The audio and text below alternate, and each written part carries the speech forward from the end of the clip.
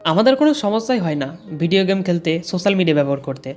এমনকি এইসব কাজগুলো করতে 2 ঘন্টা বা তার থেকেও বেশি সময় কাটায়। এমনকি আপনার মনোযোগও নষ্ট হয় না।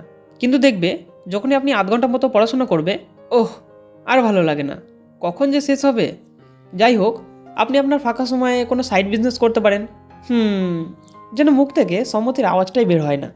এমনকি আপনি জানেন, পড়াশোনা, শরীরচর্চা, কোনো সাইড ইনকাম তৈরি করা, এরকম কিছু ভালো প্রোডাক্টিভিটি কাজ আপনাকে অনেক উপকৃত করবে সফল হতে। এইসব জেনেও আপনি সোশ্যাল মিডিয়া, টিভি এসব দেখতে থাকেন। তাহলে এখন প্রশ্ন আসে, এমনটা কেন হয়? এই রকমের কাজগুলো খুব সহজ, অল্প চেষ্টাতেই পেয়ে যান। আর অন্যরকম কাজগুলো তুলনামূলকভাবে কঠিন, সেসব কাজের ফল পেতেও অনেক কষ্ট করতে হয়।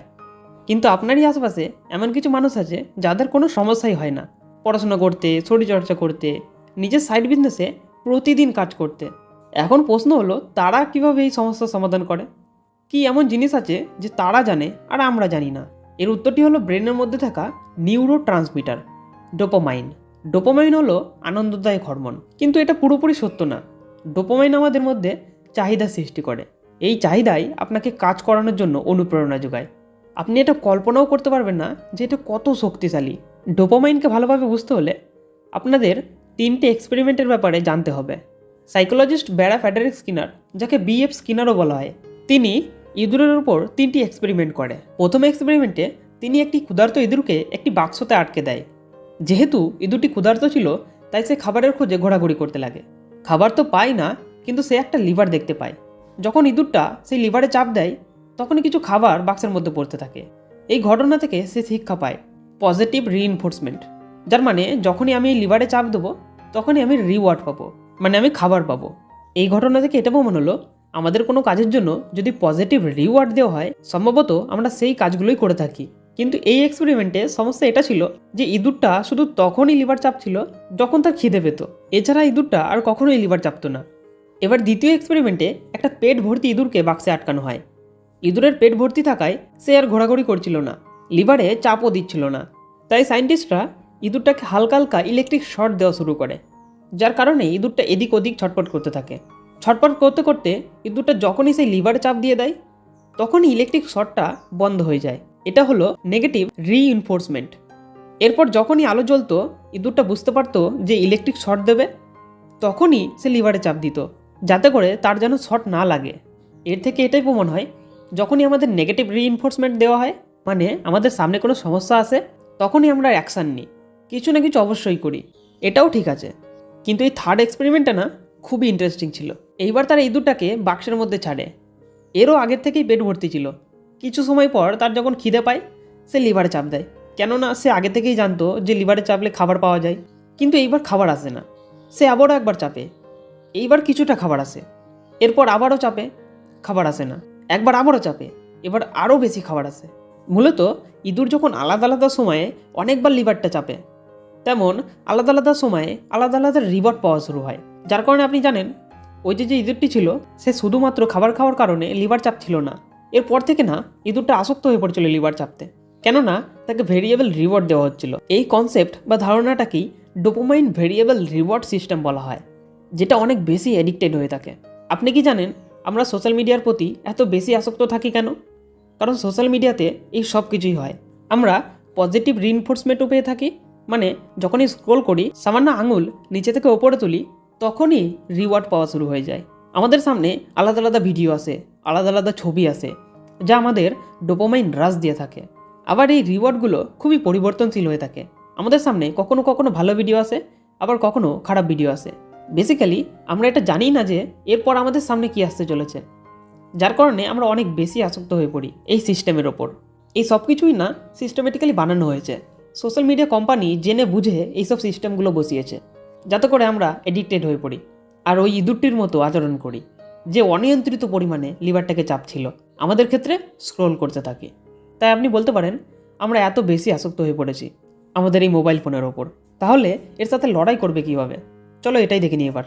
একটা উপায় থিবা মরিস তার বই ডোপামাইন ডিটক্সে বলেছিল, আমাদের 21 দিনের চ্যালেঞ্জ নিতে হবে ডোপামাইন ডিটক্সের জন্য। আশা করি এই চ্যালেঞ্জ আপনাকেও সম্পূর্ণ পাল্টে দেবে। মূলত আমাদের এটাই করতে হবে, যতটা হয় ততটা ডোপামিন হ্রাস পাওয়ার থেকে নিজেকে আটকাতে হবে। মানে প্রথম দিন থেকে সোশ্যাল মিডিয়া ব্যবহার করা বন্ধ করে দাও, নেটফ্লিক্স দেখা বন্ধ করে দাও। না কোনো অ্যালকোহল, না সিগারেট, না পর্ন, না মিউজিক, না গেম, না পরচর্চা, না জাঙ্ক ফুড, না মাস্টারবেশন। এইসব কাজের বদলে আপনি এই কাজগুলো করতে পারেন। শরীরচর্চা করো, জল খাও, দৌড়াদৌড়ি করো, মেডিটেশন করো, জার্নালিং করো, বই পড়ো।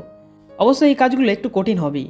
আপনি যখন এই কাজগুলো করবেন তখনই আপনার ডোপামাইন লেভেল বেস লেভেলে এসে যাবে। প্রবলেম হলো আমাদের ডোপামাইন লেভেল না অতিরিক্ত উদ্দীপিত হয়ে গেছে।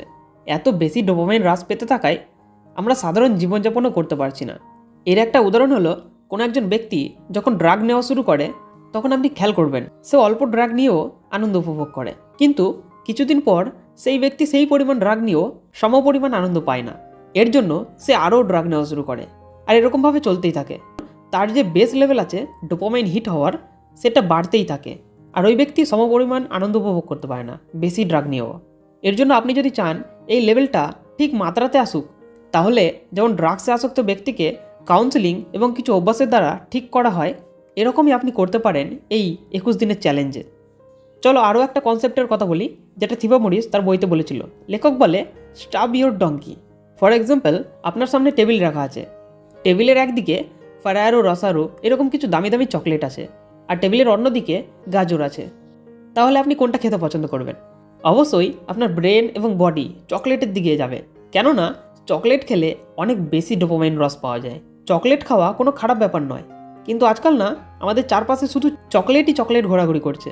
যেমন ইনস্টাগ্রাম, ইউটিউব, ফেসবুক, নেটফ্লিক্স এরকম অনেক জায়গা থেকে আমরা চকলেট পেয়ে যাচ্ছি, অনেক বেশি ডোপামিন পেয়ে যাচ্ছি কম কাজ করেও।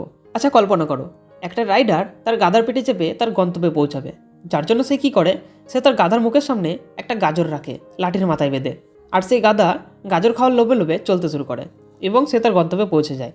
এবার একদিন কি হয়, সেই গাধার সামনে না গাজরের থেকে অনেক ভালো ভালো খাবার পেয়ে যায়, যার কারণে তার পেট পুরো ভর্তি থাকে।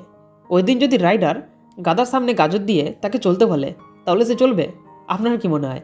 অবশ্যই গাধা যাবে না, কারণ তার পেট ভর্তি, আর এই সামান্য গাজরের মতো জিনিস তাকে মোটিভেটই করবে না। এটা না একটা পাওয়ারফুল এক্সাম্পল। মূলত এই গাধাটা হলো আপনার শরীর, আর যেই রাইডারটা সেটা হলো আপনার ব্রেন।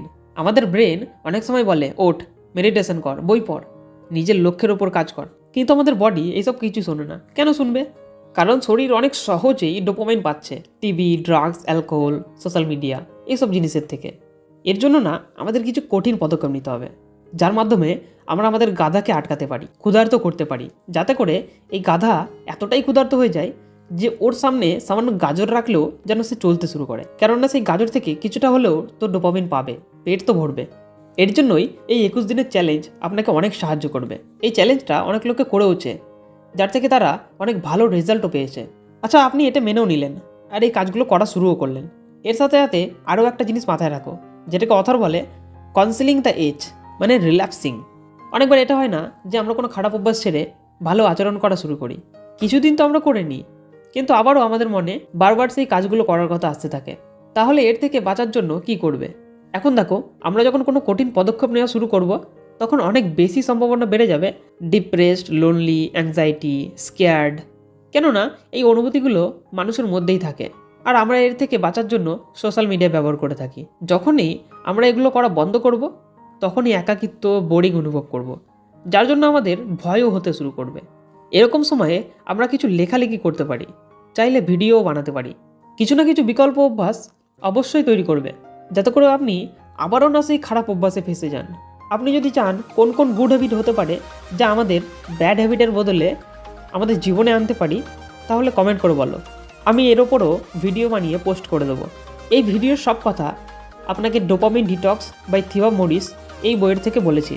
এটা অনেক ছোট্ট বই, আপনি পড়তেও পারেন। এখনের জন্য এতটাই। Thanks for watching.